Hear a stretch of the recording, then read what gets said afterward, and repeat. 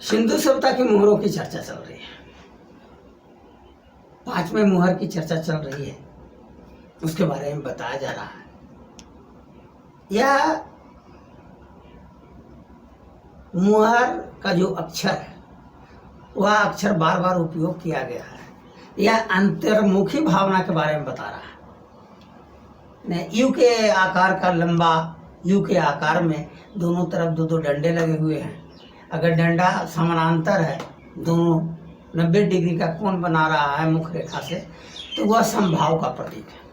अगर ऊपर की ओर जा रहा है तो बहिर्मुखी का प्रतीक है, और अंदर की ओर जा रहा है तो अंतर्मुखी का प्रतीक है। ये थोड़ा सा आकृति में अंतर सिंधु सभ्यता के अक्षरों के अर्थ को बदल देता है।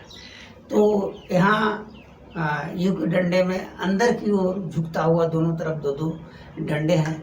यह अंतर्मुखी मन का प्रतीक है। इसको गायत्री कह सकते हैं। गायत्री की अभिव्यक्ति है एक तरह से। गायत्री क्या है? स्मृति, मन और बुद्धि के द्वारा किसी विषय को हम जब जानते हैं तो उसको गायत्री आप कह सकते हैं। तो उसकी सर्व प्रमुखता बताया जा रहा है। उसको प्रमुखता के साथ बताया जा रहा है कि स्मृति, मन के और बुद्धि के माध्यम से भी हम अखंडता की अनुभूति को प्राप्त करते हैं। यह स्थिति, अगर अनंत का मतलब होता है कि दूर दूर दूर दूर दूर, बहुत दूर, जिसके बारे में हम आकलन नहीं कर सकते, लेकिन यह अक्षर आकृति बता रही है कि एक साधक वह समझ जाता है कि हम अंदर की ओर जा करके शून्य की ओर जब गणना करते हैं तब भी हम अनंत का अनुभव किए हैं, बगैर दूर दूर के बारे में कल्पना किए बगैर।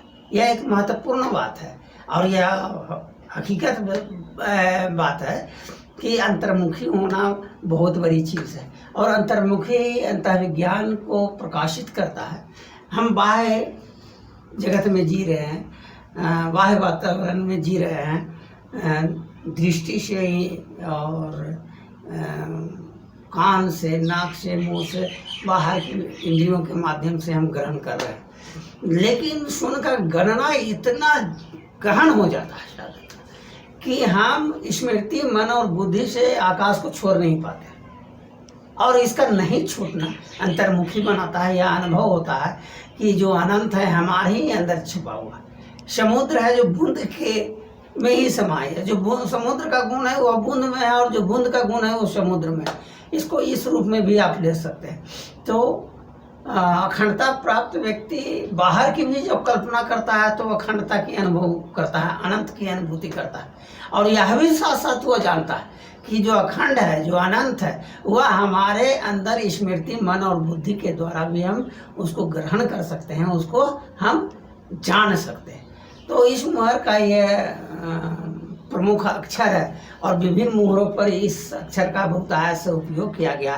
केवल अक्षर की आकृति पर ध्यान आपको देने की जरूरत है कि वह अंतर्मुखी भावना को बता रहा है, कि संभाव की स्थिति को बता रहा है, कि बहिर्मुखी स्थिति को बता रहा है, कि संभाव से बहिर्मुखी की ओर जाने की बात कह रहा है, कि अंतर्मुखी से बहिर्मुखी की ओर जाने की यह दोनों तरफ जो दो डंडे लगे हुए हैं उसका आकलन कर करके आप जान सकते हैं। तो इस तरह से सिंधु सभ्यता के जो 5वां अक्षर है, जो द्वादश बुद्धि का 5वां अक्षर है, वह अंतर्मुखी मन का प्रतीक है।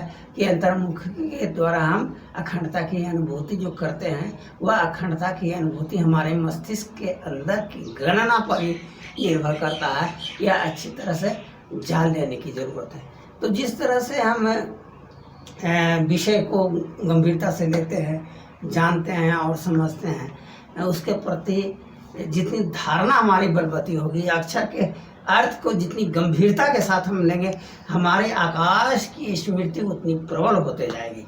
और हम स्मृति के द्वारा आकाश को अगर ग्रहण करते हैं तो हमारा मन भी बलिष्ठ हो रहा है, हमारी बुद्धि भी बलिष्ठ हो रही है। अगर बुद्धि बलिष्ठ हो रही है तो स्मृति भी बलिष्ठ हो रही है, और स्मृति बलिष्ठ हो रही है अगर आकाश के प्रति, तो मन भी बलिष्ठ हो रहा है, और एक दूसरे से बलिष्ठ होता होता होता अंततः सारी वृत्तियाँ जो हैं वो आकाश उन्मुख हो जाती हैं। और आकाश उन्मुख करना हमारे जीवन का लक्ष्य है। अखंडता को प्राप्त करने के लिए आकाश का उन्मुख हो जाना यह जरूरी है।